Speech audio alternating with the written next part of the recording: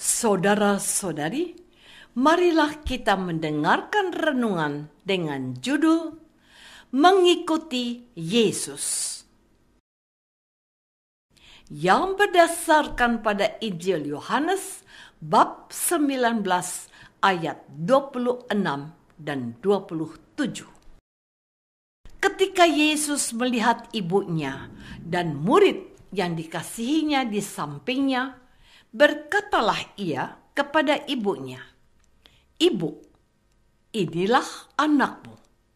Kemudian katanya kepada murid-muridnya, "Inilah ibumu." Dan sejak saat itu, murid itu menerima dia di dalam rumahnya. Dalam nama Bapa dan Putra dan Roh Kudus. Amin. Saudara-saudari terkasih dalam nama Tuhan Yesus Kristus. Kemarin kita merayakan Hari Raya Pentakosta. Pentakosta sebagai peristiwa turunnya Roh Kudus atas para rasul diimani sebagai hari lahirnya gereja. Selain itu, Hari Raya Pentakosta menutup masa Paskah yang berlangsung 7 pekan. Setelah peristiwa Pentakosta, kita melanjutkan masa biasa bagian kedua. Masa biasa bagian pertama sudah kita lewati, yakni masa setelah Natal dan sebelum masa Prapaskah. Tetapi masa biasa tetap merupakan satu kesatuan yang utuh dan tidak terpecah belah. Dan mulai hari ini kita sudah memasuki masa biasa yang berlangsung lama, yakni sampai akhir November nanti. Bacaan Injil hari ini menampilkan bagian dari kisah sengsara Yesus.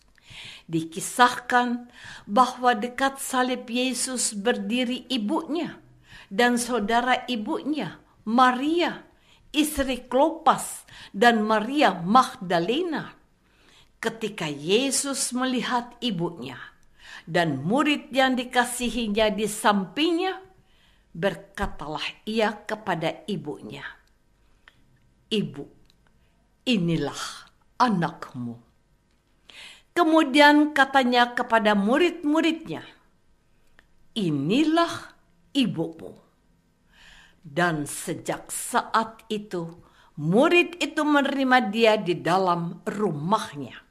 Sesudah itu, karena Yesus tahu bahwa segala sesuatu telah selesai, berkatalah Yesus supaya genaplah yang ada tertulis dalam kitab suci, "Aku haus." Saudara-saudari terkasih, bagian kisah sengsara yang ditampilkan oleh Yohanes membuktikan bahwa sungguh Yesus manusia. Selain sungguh manusia, Yesus juga sungguh Allah. Sebagai Allah, Yesus membuat mujizat termasuk membangkitkan orang mati. Sebagai manusia, Yesus mengalami apa yang kita rasakan. Yesus pernah marah di bait Allah. Yesus juga merasa lapar, haus, sampai mengalami kematian di kayu salib. Kematian Yesus di atas salib membawa kesedihan dan duka yang mendalam kepada para muridnya, terutama Maria, ibunya. Bunda Maria adalah orang yang paling dekat dengan Tuhan Yesus, sebab Bunda Maria adalah ibu Yesus yang selama 9 bulan mengandung Yesus.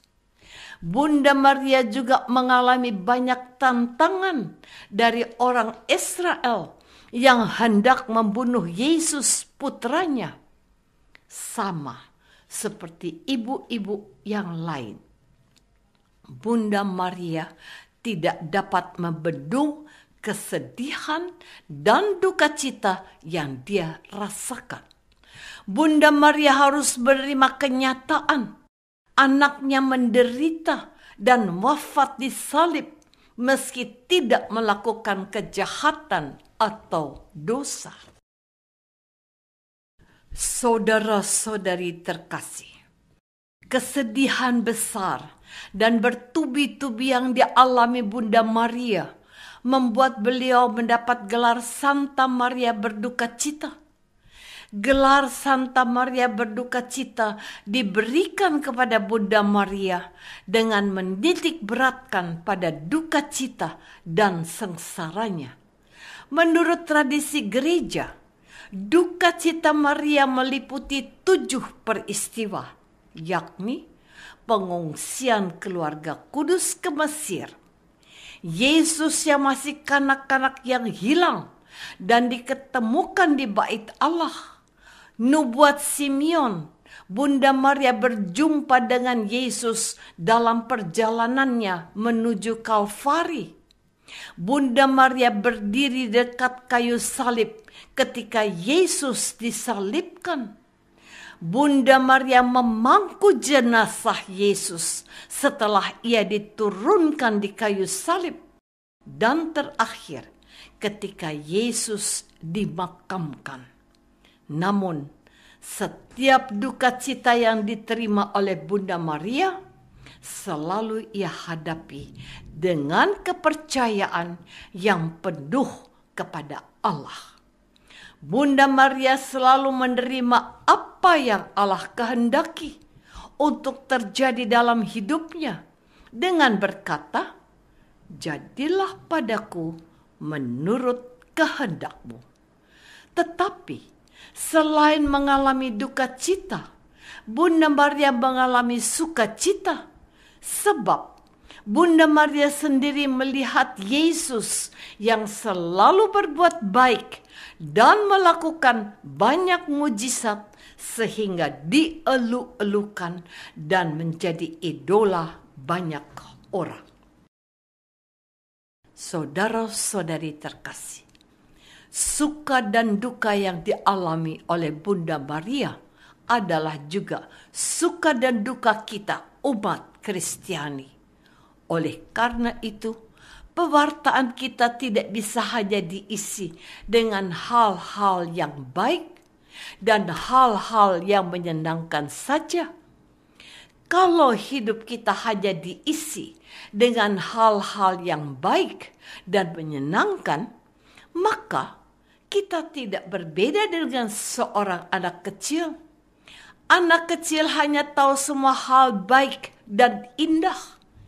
Akibatnya, banyak orang tua kerap melakukan kesalahan dalam mendidik anak. Misalnya, ketika anak terjatuh karena tersandung sandal atau sepatu, maka orang tua akan menyalahkan sepatu atau sandal demi menyenangkan anaknya. Anak tidak dilatih bahwa hidup kita tidak semuanya baik.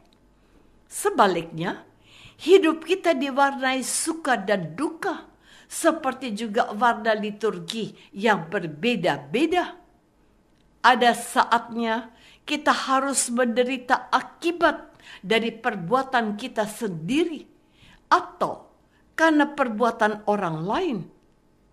Karena itu, kita perlu belajar dari Bunda Maria bagaimana beliau menanggung semua duka cita itu sampai selesai dan bisa keluar sebagai seorang pemenang. Dan kita pun sungguh percaya bahwa di balik duka cita itu tersimpan sukacita yang tidak ternilai. Apakah selama ini kita sudah menyadari bahwa kita semua pasti akan mengalami suka dan duka dalam mengikuti Tuhan Yesus? Marilah kita berdoa.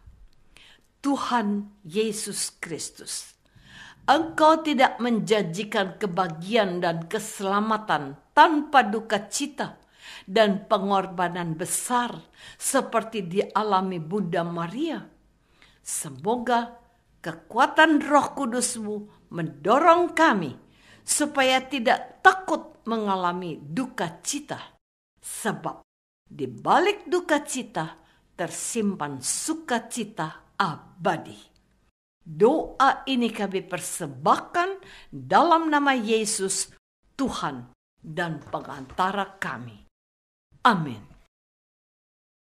Semoga kita semua selalu dinaungi dan dibimbing oleh berkat Allah yang Maha Kuasa, Bapa dan Putra dan Roh Kudus.